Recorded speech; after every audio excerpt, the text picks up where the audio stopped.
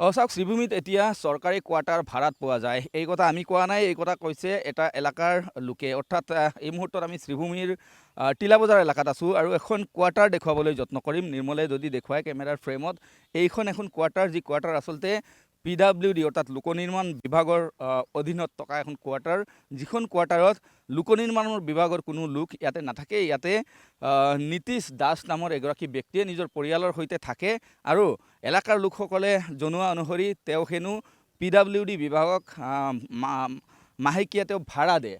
আৰু ইয়াতে শেষ নহয়, ইয়াৰ লোকসকলে ইতিমধ্যে অভিযোগ উত্থাপন কৰিছে। আনকি এক্সিকিউটিভ ইঞ্জিনিয়াৰ শ্ৰীভূমিৰ PWDৰ এক্সিকিউটিভ ইঞ্জিনিয়াৰৰ ওচৰত এখন লিখিত মেমৰেণ্ডাম পৰ্যন্ত দিয়া হৈছিল যে এই যিসকল লোক ইয়াতে বসবাস কৰে, এই লোকসকলে নিশা হ'লেই যথেষ্ট উৎপাত কৰে আৰু এক প্ৰকাৰ এলেকাত এক প্ৰকাৰ সন্ত্ৰাসৰ সৃষ্টি কৰি এওঁলোকে ৰাখিছে, এনেধৰণৰ মেমৰেণ্ডাম দিয়া হৈছে। কিন্তু ইয়াৰ পিছতো ৰহস্যজনকভাৱে বিভাগীয় যি কৰ্তৃপক্ষ আছে, সেই কৰ্তৃপক্ষই কোনো ধৰণৰ আজিলৈকে ব্যৱস্থা লোৱা নাই, এওঁলোকক ইয়াৰে পৰা আঁতৰাই দিয়া নাই। এলেকাৰ লোকসকল এক প্ৰকাৰ অতিষ্ঠ হৈ পৰিছে আৰু যাৰ ফলত এই মুহূৰ্তত এওঁলোক সংবাদ মাধ্যমৰ শৰণাপন্ন হৈছে। ইয়াৰে যিগৰাকী গাঁওৰক্ষী বাহিনীৰ ছেক্ৰেটাৰী আছে, তেওঁ ইয়াতে উপস্থিত আছে। আমি তেওঁৰ পৰা কিছু জনাৰ চেষ্টা কৰিম, যিহেতু এই মোৰ হাতত যি এই মুহূৰ্তত মেমৰেণ্ডাম আছে, এই মেমৰেণ্ডামত যথেষ্ট লোকৰ ইয়াতে সাক্ষৰ আছে, যথেষ্ট স্থানীয় লোকসকলে সাক্ষৰ প্ৰদান কৰিছিল আৰু ইয়াৰ পিছত বিভাগীয় কৰ্তৃপক্ষক মেমৰেণ্ডাম দিয়া হৈছিল। কিন্তু আজিলৈকে সেই পৰিয়ালটো ইয়াতে আছে।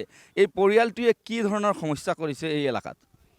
এই ৰাতি 8টা 9টা 10টা বজাত মদ খায়। ওচৰত আমাৰ হেৰি আছে, এই PHEৰ প্লেণ্ট আছে, প্লেণ্টৰ মধ্যে ৰিজাৰ্ভাৰৰ মধ্যে মদেৰ বোতল চোতল ফালায়, মদ খায়। ইয়াৰ পানী আমি খাই আছোঁ। দুইবাৰ ইঞ্জিনিয়াৰে মেমৰেণ্ডাম গাঁওবাসীয়ে দিছে, কিন্তু কোনো একশ্যন কৰা নাই এতিয়ালৈ। এওঁলোকে নিশা হ'লে মদ্যপান কৰি পৰিয়ালৰ লোকসকলে ইয়াতে মাৰপিটৰ ঘটনা সংঘটিত কৰিছে। হয় হয়, কেইছো আছে। মোৰ হাতত এটা কপি আছে, কেছৰ কপি। আৰক্ষীয়ে এওঁলোকক একো নকৰে নেকি? একো নকৰে। যিহেতু ইয়াতে এখন মেমৰেণ্ডাম যিহেতু মোৰ হাতত আছে, এই মেমৰেণ্ডামত এলেকাৰ বহু লোকে কিন্তু সাক্ষৰ প্ৰদান কৰি এক্সিকিউটিভ ইঞ্জিনিয়াৰক প্ৰদান কৰিছিলে আপোনালোকে। ইয়াৰ পিছত এক্সিকিউটিভ ইঞ্জিনিয়াৰে আপোনালোকক কি কৈছিল? কৈছে যে 15 দিনৰ টাইম লৈছে, পিছত আহিছে 1 মাহ হোৱাৰ পিছত আকৌ অফিচ ষ্টাফ আহি ক'লে যে কিয় উঠা নাই, আৰু 3 দিনৰ টাইম দি গৈছে, সেইটোতো উঠা নাই, এতিয়ালৈ উঠা নাই। আৰু ৰাতি মদ খাই হাল্লা, আমাৰ লোকে ল'ৰা ছোৱালী পৰীক্ষা পঢ়া শুনাত বৰ হেৰি হৈ আছে, ডিষ্টাৰ্ব হৈ আছে। মোটামুটি এলেকাৰ লোকসকল এক প্ৰকাৰ এওঁলোকৰ সন্ত্ৰাসত বা ত্ৰাসত ভুগি আছে। হয় হয়।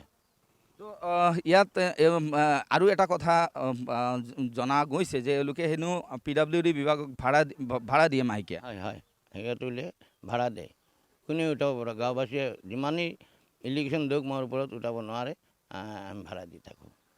এখন চৰকাৰী কোৱাৰ্টাৰ ভাড়াত দিব পাৰে জানো? এইটো ইঞ্জিনিয়াৰে জানে। আজিকালি যদি ৰোল এইটো নতুন হৈ থাকে যে ভাড়া লাগে, ভাড়া পাই আছে সিহঁতে। কিন্তু পাব্লিক চফাৰ কৰি আছোঁ, এইটো কি কৰিম? কিমান দিনৰ পৰা এওঁলোকে ইয়াতে বসবাস কৰিছে? বছৰ 1.5 বছৰ হৈ গ'ল।